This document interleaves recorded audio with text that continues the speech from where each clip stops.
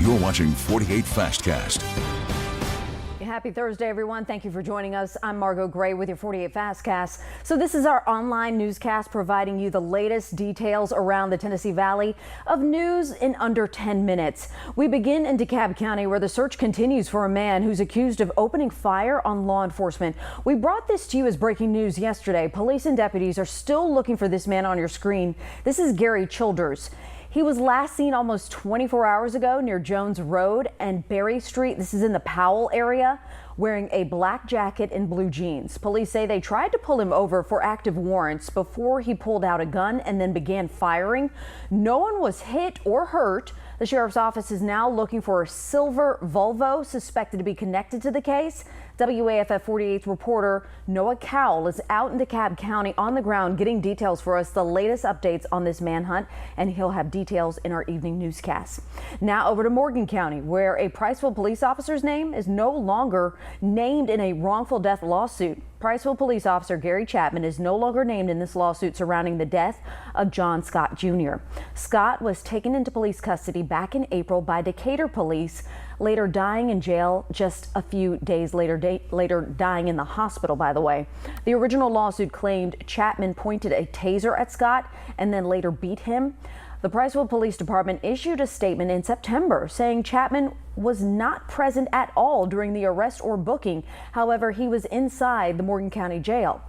Other names in that lawsuit include City of Decatur, the Morgan County Sheriff's Office, and the City of Priceville. A Morgan County woman accused of killing her own 8-year-old son is deemed competent to stand trial. Court records show the Alabama Department of Mental Health found Jennifer Long mentally capable to stand trial. She's also facing charges for stabbing the boy's father, who survived. A trial date has not yet been set. A lot of cloud cover to get through today, and it was a chilly day all day long. Temperatures just stuck in the 50s. But look what we got here going on in the shoals right now. A little sun trying to pop. I see a little blue sky. Temperature now 61, and the back edge of the cloud cover is not that far away. So as we go into the evening hours, we will clear out. That's going to allow temperatures to drop quickly. So what you see here in the 50s and even that 61 in the shoals, it's going to be game on during the evening, watching these temperatures tumble into the 50s, 40s, and eventually 30s by tomorrow morning. And any wind that we had during the day, gusting to about 20, 25 miles per hour, now mainly out of the northwest, will diminish and become nearly calm when you have clearing skies, calm winds, and a brand new fresh cool air mass. It allows temperatures to really bottom out, which means that tonight there could actually be a little patchy light frost across the area as temperatures dip back into the mid to upper 30s. And that is certainly going to start your Halloween on a very cold note tomorrow morning, but it turns out to be a delightful afternoon. Not scary at all. We'll take a look at your Halloween forecast and the weekend forecast, all coming right up. Margo? Good happening right now in Hazel Green. Multiple fire departments on the scene of an apparent house fire. This is on Charity Lane, and at least 4 volunteer fire departments are on the scene. It's unclear what sparked this fire. Of course, we'll bring you updates in our newscast. Well, one high school out in Lawrence County is cracking down on students vaping on school property. East Lawrence High School recently installed vape detectors inside their bathrooms. This new piece of technology can also detect if students get into fights. Leaders say when they first installed the detectors, they would get about 100 alerts a day. That number is now down to 2. Leaders say these detectors are helping students quit the habit. Many kids have come to me and talked about how they've quit, talked about the withdrawal symptoms that are hard, but then when they're done, they feel so much better. They're not depressed, they're not anxious, they're not as tired. Well, there you have it. The school now plans to add more detectors throughout the building. Well, we are now in the final week of high school football, and we have today's and tomorrow's action for you. More on that when we come up, or when we come back. If we're going to break, are we going to break?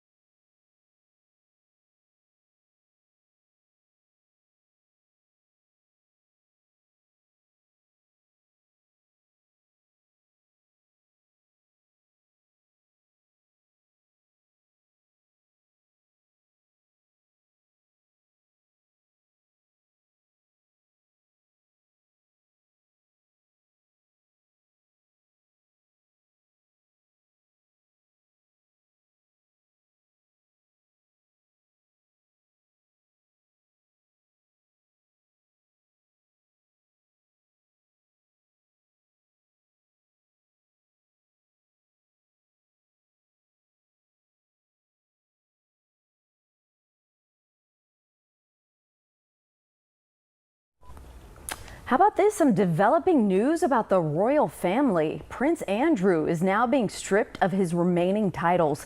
King Charles III also evicted him from the royal residence. The action comes amid public outcry over Andrew's ties to Jeffrey Epstein. Andrew has denied allegations against him. Well, the final week of the regular season of high school football is finally here, and we have plenty of action on the field today and tomorrow. I think some of the games are trying to avoid some rain. We kick off the two-day affair tonight with this week's game of the week. So it's a clash of undefeated giants as the West Morgan Rebels host the Deschler Tigers for a shot at the 4A Region 7 title. WAFF 48 Sports Director Carl Prather and our sports anchor Kaylee Tingelstad will be live at West Morgan throughout the evening newscast previewing this big game. You can catch all the highlights, by the way, tonight at 10. Now, your 48 First Alert weather forecast with meteorologist Jeff Denoyer. And whether it's high school football action tonight or on Halloween night, it's going to be chilly for those games. It's going to be football weather. It's going to be like frozen tundra of whatever town they play in. Decatur outside, a little cloud cover, but I do see a little sunshine. The sun's fighting hard. It's trying to come out, but it's been a struggle all day. And with the clouds, it felt so cool outside. If you didn't have any sunshine, it was in the 50s, but it felt cooler than that. You can see the back edge of the cloud cover is oh so close. Areas in northwest Alabama starting to get into a little sunshine, and this cloud deck will continue to move south and east. Of course, sun will set and it will get dark, and we won't be able to see any sunshine once the clouds clear out because it will just be dark outside. But the clearing skies are a very important part of your forecast, because with this system pulling away and a really cold air mass ready to move in, when you clear things out and you take away the wind and you have that air mass come in and it's fresh and cold, it can get really chilly, and the temperatures can drop very fast. So we'll take these 50s that we have out there now, with that one exception, 61 in the Shoals, and we'll drop very quickly through the evening, which means it'll be chilly for those high school football games, and it'll be downright cold when you wake up tomorrow, as the winds right now still mixing the air up a bit by being a bit gusty. When the winds become calm, it doesn't mix the air up and allows any heat from the surface to escape back up in the atmosphere, and your temperatures tumble. And that's why there's a frost advisory for parts of the area to our south. We are not really included in our viewing area, but that doesn't mean we won't have a little patchy light frost when you wake up tomorrow morning. But we'll recover nicely by the afternoon. Halloween looks great. Temperatures low 60s. Great forecast for the trick-or-treaters if you're going to be going out. Dry, cool, not bad. Saturday clouds come back though. The 20% means some rain at night, and that rain will linger into Sunday morning. Temperatures in the 50s for the weekend. And don't forget, daylight saving time ends this weekend. Clocks fall back 1 hour. So whatever sun we squeeze out late Sunday afternoon will set before 5 p.m. Lots of sun for next week, though. Monday, Tuesday, and Wednesday looking good. Temperatures in the 60s for your daytime highs. Margo? All right, thank you, Jeff. Well, that'll do it for today's 48 Fastcast, but don't go too far. We have Before the 4 and our tailgate tour coming up in just a bit. Then tune into WAFF 48 throughout the day. We'll bring you the latest on our area at 4, 5, 6, and 10. Thanks for watching. Have a great Thursday.